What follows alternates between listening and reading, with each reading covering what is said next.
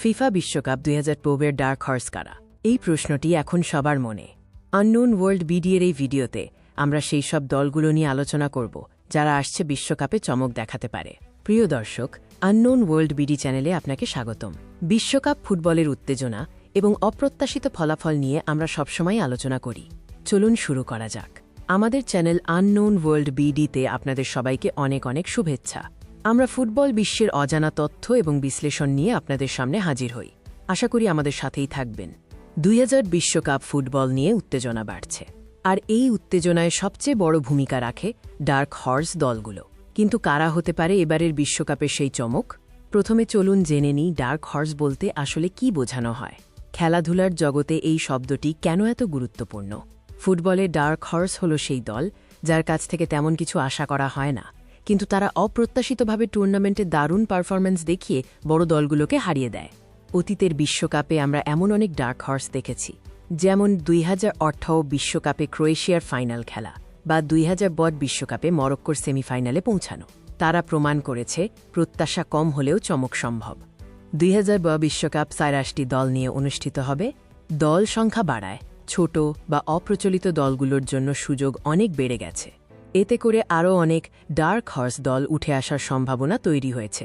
আমাদের প্রথম সম্ভাব্য ডার্ক হর্স হল স্বাগতিক দেশগুলোর মধ্যে কানাডা অথবা মেক্সিকো। ঘরের মাঠে খেলার সুবিধা এবং দর্শকদের অকুণ্ঠ সমর্থন তাদেরকে অনেক এগিয়ে রাখবে। এই দলগুলো সাম্প্রতিক সময়ে দারুণ অগ্রগতি দেখিয়েছে। তাদের স্কোয়াডে অনেক তরুণ ও প্রতিভাবান খেলোয়াড় আছে যারা বড় মঞ্চে নিজেদের প্রমাণ করার জন্য মুখিয়ে আছে। ঘরের মাঠে খেলার সুবিধা সবসময়ই গুরুত্বপূর্ণ। দর্শকদের উদ্দীপনা এবং পরিবেশের সাথে মানিয়ে নেওয়ার সুবিধা ডার্ক হর্সদের জন্য বড় শক্তি হতে পারে। দ্বিতীয়ত, আমরা নজর রাখব আফ্রিকান শক্তিশালী দলগুলোর দিকে। সেনেগাল বা নাইজেরিয়ার মতো দলগুলো অপ্রত্যাশিতভাবে অনেক দূর যাওয়ার ক্ষমতা রাখে।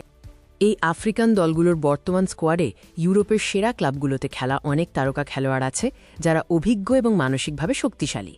তাদের উপস্থিতি দলের জন্য বিশাল ইতিবাচক দিক। বিশ্বকাপের মঞ্চে আফ্রিকান ফুটবল এখন নিজেদের উত্থান প্রমাণ করছে। মরক্কো যা দেখিয়েছে তাতে অন্যান্য আফ্রিকান দলগুলোরও আশা বেড়েছে। তৃতীয়ত, ইউরোপের অপ্রচলিত দলগুলোর দিকে নজর দিতে হবে, যেমন সার্বিয়া অথবা ডেনমার্ক। এই দলগুলো যে কোনো সময় চমক দেখাতে পারে।